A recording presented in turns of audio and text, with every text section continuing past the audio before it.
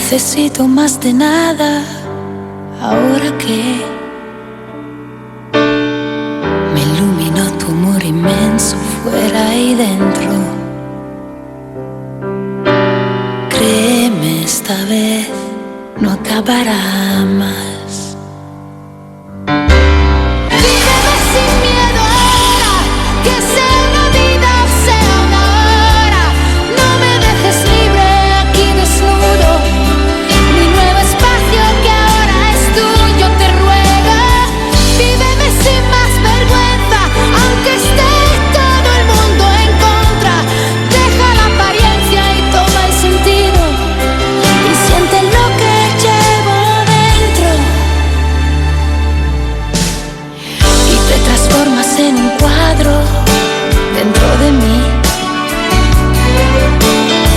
que cubre mis paredes blancas y cansadas. Créeme esta vez, créeme, porque me haría daño una y otra vez. Víveme sin miedo ahora, aunque esté todo el mundo en contra. Deja la apariencia, toma el sentido, y siente lo que llevo dentro.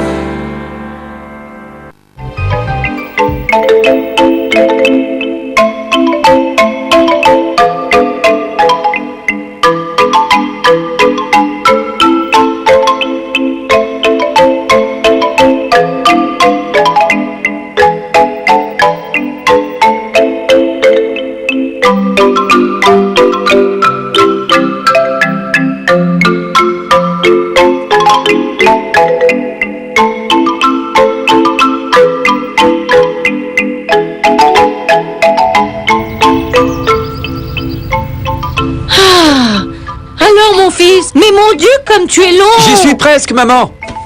Mais dis-moi, est-ce que tu as les yeux fermés? Oui, allons, je vais les fermer. Voilà, ils sont fermés. Ok, j'arrive. J'arrive. Attention. Ça y est. Alors?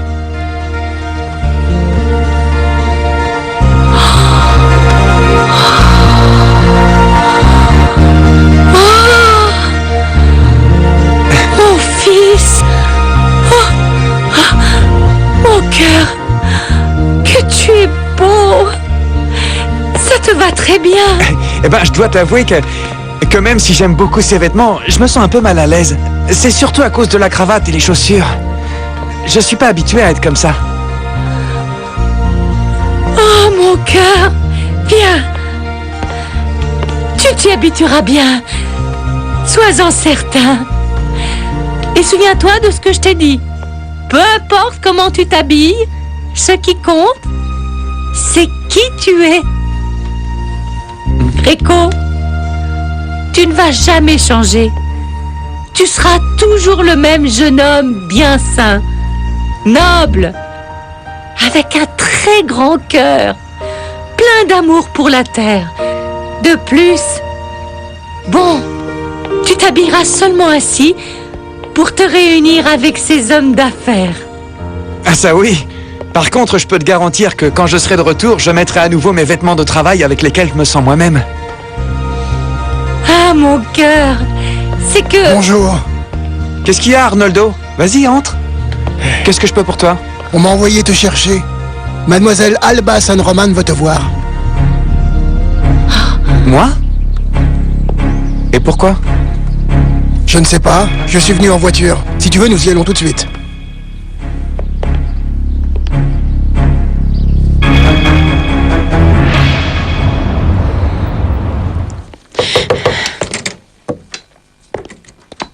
Comment vas-tu? Je suis inquiète, comme toujours. Maria, j'ai pensé à cette lettre que t'as laissée Servando. Quand je l'ai eue entre mes mains, j'ai voulu commencer à la déchiffrer. Qu'en penses-tu? Qu'en penses-tu si nous la lisions ensemble? Vraiment, tu voudrais faire ça? Oui. Et non seulement pour retrouver l'assassin de ma mère, mais pour qu'aussi tu puisses vivre tranquille et dire la vérité à tes enfants. Je te propose qu'ensemble nous essayions de la déchiffrer. J'accepte, mais à une condition. Laquelle? Que tu ne t'immisces pas trop dans cette affaire. Tu as déjà subi une agression. Je ne veux pas que tu prennes de risques à nouveau. D'accord, Maria. J'accepte la condition. Bien. Alors on se verra ce soir même à ton appartement, d'accord? J'apporterai la lettre et là-bas nous la lirons. Et nous verrons bien.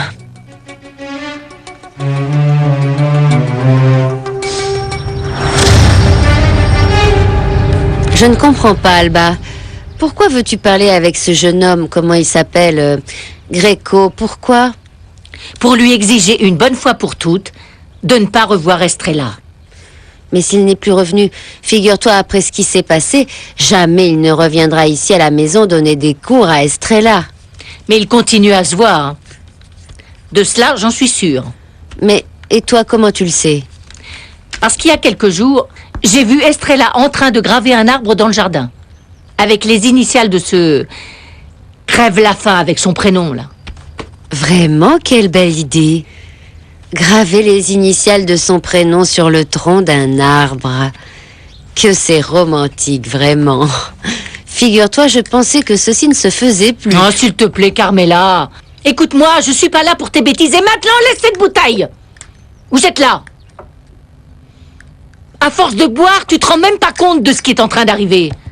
Si nous nous sommes déjà débarrassés de ce profiteur de Carlos, maintenant, nous devons éloigner Estrella de ce vaurien. C'est un rustre sans classe, sans éducation, mal habillé, sans aucune personnalité, mon Dieu. Un peu décevant, n'est-ce pas? Bonsoir.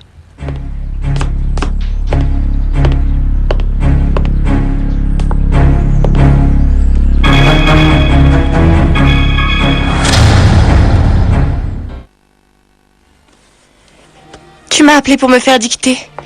Nous ne devons pas mélanger le travail avec notre relation. Tu as raison. Mais c'est que lorsque je te vois, c'est plus fort que moi, je ne peux pas m'en empêcher.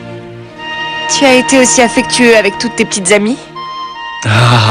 Ça c'est une question indiscrète et je ne vais pas y répondre.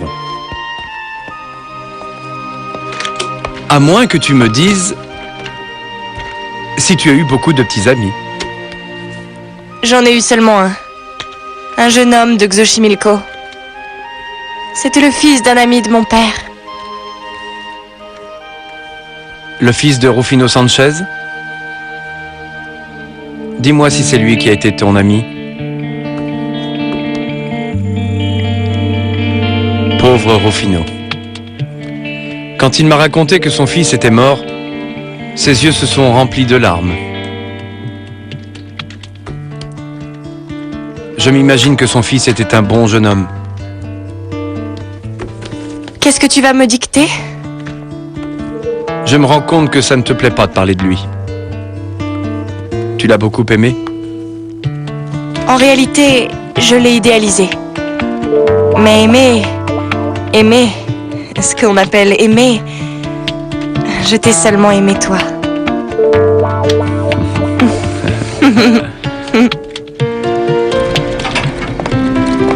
Carlos? Que s'est-il passé? Que fais-tu avec ce chariot? Eh bien, je répartis le courrier. C'est le nouveau poste que l'on m'a donné. Comment? Mais... quoi? J'étais persuadée que tu continuais à être l'assistant d'Hector. Ce qui se passe, c'est que le nouvel associé des entreprises en a après moi. Il m'a menacé de me renvoyer. À moins que j'accepte le travail de coursier. Et donc voilà, je suis ici. Allons, un moment. Ça n'est rien, je vais juste parler avec mon père. Non, Estrella. Je te remercie beaucoup. Mais écoute, je préfère que tu ne le fasses pas. Ça donnerait l'impression que ça vient de moi. Et je ne veux pas non plus que ça se fasse comme ça. De plus, tu as déjà assez fait pour moi. Maintenant, c'est moi qui dois prouver à ce monsieur, ce Rufino Sanchez, que n'importe quel travail est digne. Et que je peux grimper les échelons par mes efforts et mes propres mérites. Écoute, c'est que... Écoute, Estrella. Quand ceci arrivera, Je te promets, je reviendrai te retrouver. Et malgré la grande distance qui nous sépare maintenant, je t'aimerai toujours. Et je ne cesse pas de penser à toi une seule minute. Je t'aime, Estrella. Je t'aime.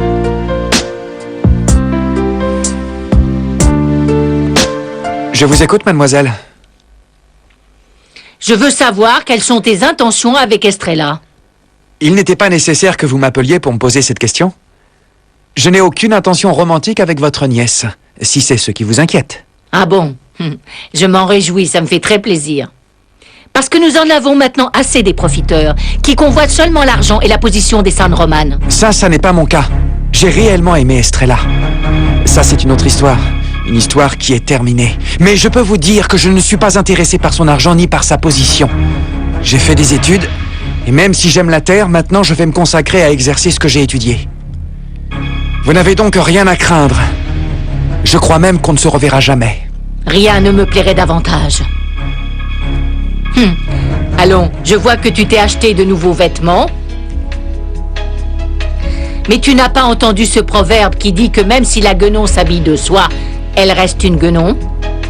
C'est ton cas, jeune homme. Même si tu es habillé aussi élégamment, tu es toujours le même crève-la-faim. Crève-la-faim, je ne crois pas. Parce que dans ma famille, contrairement à ce que vous pensez, on n'a jamais manqué de quoi que ce soit. Et même si nous n'avons pas une maison comme la vôtre, nous avons quelque chose qui vous manque à vous, mademoiselle. L'amour. Fais très attention à la façon dont tu me parles. Avant, vous me faisiez taire. Vous me faisiez même bégayer. Vous vous souvenez de ce temps-là? Eh bien, c'est fini parce que les choses ont changé. Je sais pertinemment que la valeur d'un être humain est dans sa dignité. J'espère seulement trouver un jour une femme qui se sente heureuse à mes côtés, c'est tout. Et qui apprécie ce que je suis. Malheureusement, Estrella n'est pas cette femme. Elle et moi, nous sommes très différents. Évidemment que vous êtes très différents. Ainsi, tu ne l'aimes plus comme tu disais l'aimer. Vous vous trompez. Je l'aime toujours. Mais il n'y a pas de futur pour nous. Jamais nous ne pourrons être ensemble. De ça, tu peux en être sûr. Je ne sais pas si je dois te croire. Je ne sais pas si tu n'es pas en train de feindre pour te rendre intéressant et tirer quelques profits de tout ça. Ça doit être terrible de vivre comme vous. Se méfier de tout et de tous. En éloignant par votre amertume tous ceux qui vous approchent. Enfin, je ne suis personne pour vous juger. Et vous avez maintenant la réponse à votre question. Je suis en train de renoncer à votre nièce parce que je l'aime. Et parce que ce que je souhaite, c'est son bonheur à elle. Ah, Gréco, s'il te plaît. Mais quel recours, si bon marché. Vraiment, tu penses que je vais te croire? Vous pouvez bien croire ce que vous voudrez. Je n'ai pas l'intention de vous contredire. Je suis un homme simple et humble.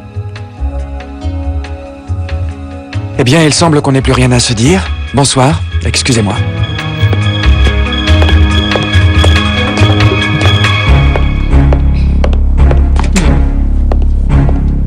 Pourquoi mademoiselle Alba voulait-elle parler avec ce Gréco? Je suis sûr que ça n'a rien de bon.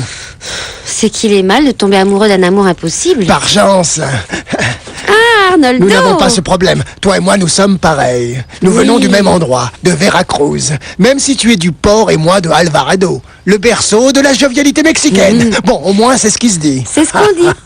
Mais pourquoi tu dis que nous n'aurions pas le même problème? Au cas où un jour je t'invite à sortir, tu ne me diras pas que je suis un amour impossible, hein?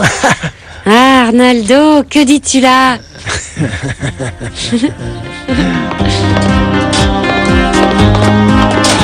Gréco? C'est toi? Quelle classe, comme tu es changé. Je ne crois pas. Je suis resté le même Gréco de toujours. Ah, ne te moque pas de moi. Je te trouve très beau. Tu es venu voir Estrella? Non, mademoiselle. Estrella et moi, nous n'avons plus rien à nous dire. Vraiment? Je n'aurais pas de raison de vous mentir. Bon, et où vas-tu? Chez moi. Je te ramène. Et ne m'appelle plus mademoiselle et ne me vous vois plus. Je m'appelle Maggie. Tu peux m'appeler Maggie. Ou mon amour, princesse, poupée. Ce que tu trouves le plus facile. D'accord, Maggie. J'accepte que tu me ramènes chez moi. Allons-y. Si vous voulez bien vous donner la peine. Entre, Anna Rosa, je t'en prie, entre. Assieds-toi, s'il te plaît. Je ne sais pas où est Esteban, mais attends-le ici. Et ça va nous permettre... eh bien, de discuter un moment. De quoi donc? À propos de toi, de ta santé. Comment te sens-tu? Pas très bien. Comme tu le comprendras, je suis anéantie. Anna Rosa. Pour ton bien, tu dois laisser tout derrière toi et recommencer une nouvelle vie. Une nouvelle vie? Une nouvelle vie avec qui? Où ça? De quoi me parles-tu? Tu crois que c'est facile pour moi de recommencer une nouvelle vie après tout ce que je viens de subir? Du calme, du calme. Pardon, non, je ne veux pas te mettre en colère. Assieds-toi, s'il te plaît. Pardonne-moi d'insister, mais... Esteban ne t'aime pas. Il est marié avec Maria. Maria est son épouse et il l'aime, elle. Je ne vois absolument rien que tu puisses faire pour changer les choses. Que c'est facile pour toi de dire tout ça. On voit bien que tu ne me connais pas, que tu ne sais pas comme c'est difficile pour moi la seule idée de perdre Esteban. Durant des années, il m'a fait espérer qu'il se marierait avec moi. Et puis, brusquement, cette femme apparaît et elle me le prend. Je le sais. Et c'est pourquoi... je te conseille d'accepter ta défaite avec dignité. Oublie Esteban. Éloigne-toi de lui. Si vraiment tu l'aimes comme tu le dis autant, eh bien alors laisse-le être heureux avec Maria, c'est la meilleure chose, la plus saine. La plus saine? Qu'est-ce que tu essaies de me dire? Que je suis folle? Que parce que je suis folle, je ne dois pas m'approcher d'Esteban? Anna Rosa, s'il te plaît, calme-toi. Tais-toi, imbécile! Qu'est-ce que tu sais? Qu'est-ce que tu peux savoir de la vie? Ta mère ne t'a jamais aimé. Elle t'a méprisé, elle t'a répudié. Je suis sûre que c'est parce que tu ne méritais pas d'être aimé. C'est sûrement pour cela. Et tu sais quoi? Le fou, c'est toi. Tu es complètement fou si tu penses une seconde que je vais perdre Esteban aussi facilement. Avant cela, je suis capable de faire beaucoup de choses. Est-ce que tu m'as entendu? Beaucoup de choses.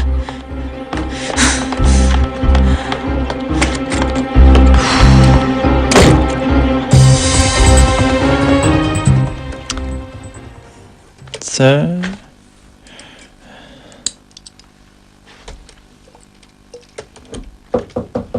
Un moment, s'il vous plaît. J'arrive. Oui, entrez.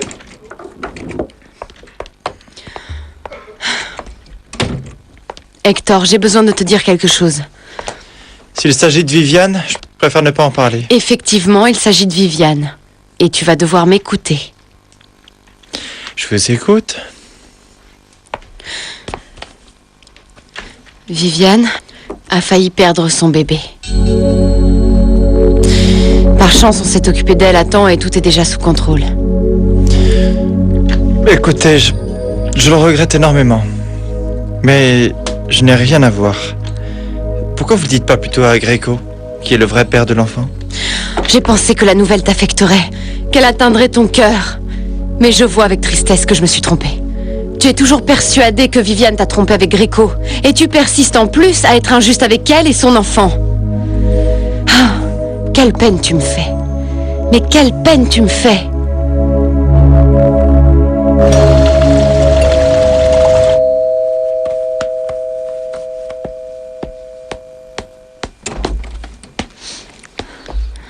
Monsieur Sandroman, je n'attendais pas votre visite.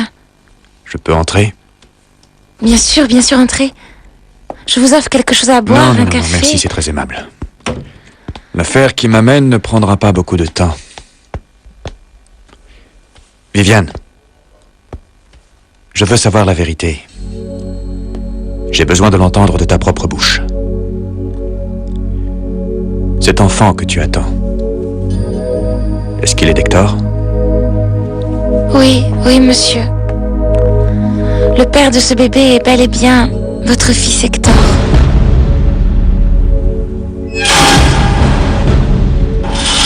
Tout le monde est très surpris par l'attitude que j'ai envers Maria.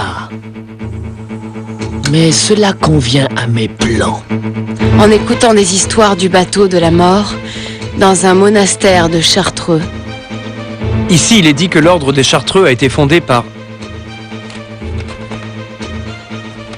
Saint Bruno. Saint Bruno? Tu as dit Saint Bruno? Viviane,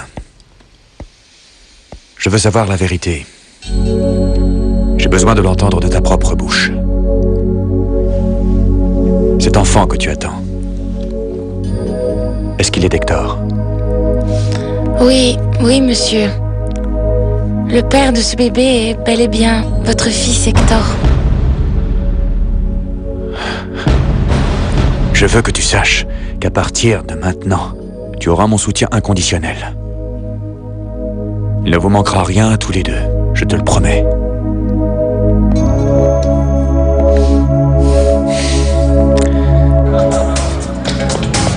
Je ne comprends toujours pas comment j'ai pu me laisser convaincre de venir avec toi dans cet endroit. Je t'ai déjà dit que c'est parce qu'ils font les meilleures bières brunes du monde. Ça ne t'a pas plu?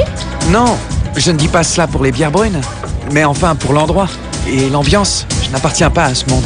Ah, ne sois pas complexé, Gréco. Non, je ne suis pas complexé, simplement je suis réaliste. Tu sais quoi, Maggie, il faut que j'y aille. Non, je te ramène. Non, je t'assure, c'est pas nécessaire.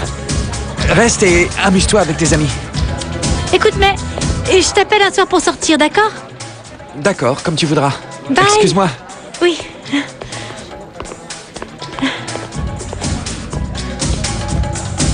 Merci. Ainsi, tu as vu Léonel et Angélica en train de s'embrasser? Oui, même si je suis sûre que c'est elle qui le harcèle. Et tu n'as rien dit à Lupita, n'est-ce pas? Non, bien sûr que non. Je ne veux surtout pas que Lupita souffre à cause de cette garce. Gréco? Tante? Oui, J'ai appris par transito que Gréco est venu ici. c'est le cas. Je l'ai fait venir. Pourquoi? J'avais besoin de savoir quelles étaient ses intentions envers toi. Tante, allons. Ce qui s'est passé entre Gréco et moi nous regarde tous les deux. Lui et moi et personne d'autre. C'est pas ce que je pense. Et ne te fâche pas après moi, Estrella. Je suis seulement en train de prendre soin de toi. Tante, c'est que je n'ai pas besoin que tu prennes soin de moi. Je sais prendre soin de moi. Tu te trompes beaucoup. Si vraiment tu prenais soin de toi, tu n'aurais pas commis autant de bêtises comme le fait d'essayer de te marier avec ce profiteur de Carlos. Tante, écoute, je peux commettre beaucoup d'erreurs. Ce seront toujours mes erreurs. C'est la manière normale de grandir, de mûrir, apprendre de ses propres erreurs pour ne pas les répéter. Je doute beaucoup que tu apprennes de tes erreurs, Estrella. Parce que tu vis en les répétant. Tu es une jeune fille capricieuse, immature, incapable de s'occuper d'elle-même. C'est pourquoi je suis à tes côtés, Estrella. Parce que tu as besoin de moi. Non, tante, non, je n'ai pas besoin de toi. Celle dont j'ai vraiment besoin et dont j'ai eu besoin toute ma vie, c'est ma mère. Seulement elle. Parce que si je l'avais eue à mes côtés quand j'ai grandi, je serais une meilleure personne. Estrella, moi, en quelque sorte, je t'ai donné l'amour de... L'amour d'une tante. C'est ce que tu m'as donné, je t'en remercie, tante, mais l'amour d'une mère, c'est quelque chose de très différent, c'est si différent que ça ne se compare avec aucun autre amour. Tu es tellement injuste de me parler ainsi. Pardonne-moi. C'est la vérité. L'amour des parents ne se remplace pas. C'est que tout ça n'est pas vrai. On peut aimer aussi intensément qu'un père ou une mère sans l'être. Tu comprends? Oui, je n'en doute pas. Mais ce n'est pas mon cas. J'ai toujours eu besoin de ma mère. Et même après sa mort, j'ai toujours besoin d'elle. J'en aurai toujours besoin. Parce que l'amour d'une mère est unique. Personne d'autre ne peut te le donner.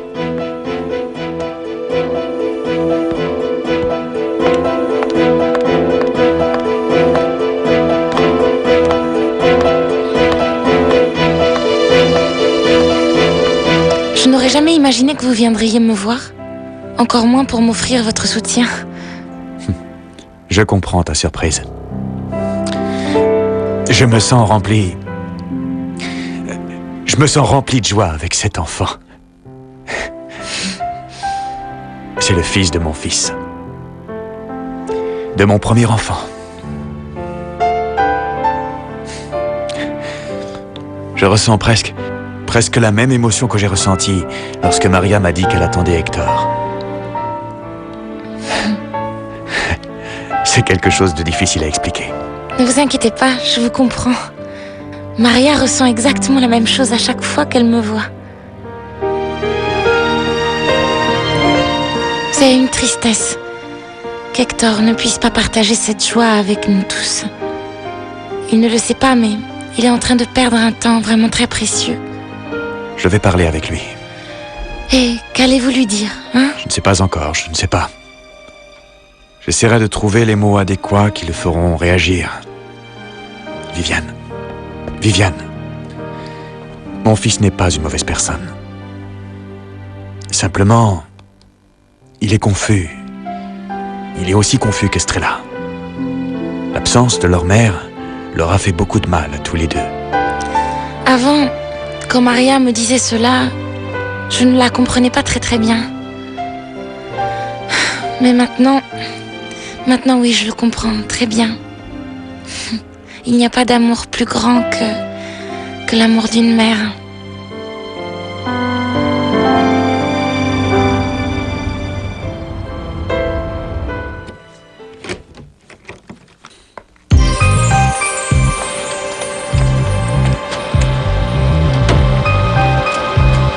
Je peux vous être utile à quelque chose? Je te sens très incertaine, n'est-ce pas? À quoi vous référez-vous? Ne feins pas. Tu penses que Léonel est avec toi parce qu'il t'aime. Mais je sais la vérité. Il veut seulement jouer avec toi. Ça n'est pas vrai. Pauvre ingénu. Ouvre les yeux. Rends-toi compte de la vérité. Pour Léonel, tu n'es qu'un simple passe-temps. Il ne te prendra jamais au sérieux. Je ne vais pas nier que tu es très jolie. Mais très simple. Une simple secrétaire. Et le pire, c'est que tu n'es même pas à son niveau. Ça lui est égal. Il m'a dit qu'il m'aime pour ce que je suis. Il t'a dit ça? Comme c'est drôle. Tu n'es qu'une pauvre rêveuse. Ne viens pas dire que je ne t'ai pas prévenue. Et s'il te plaît, ne pleure pas lorsque Léonel t'échangera pour une autre femme. Quelqu'un qui sera vraiment à sa hauteur. Et ce quelqu'un, c'est vous? Pourquoi pas?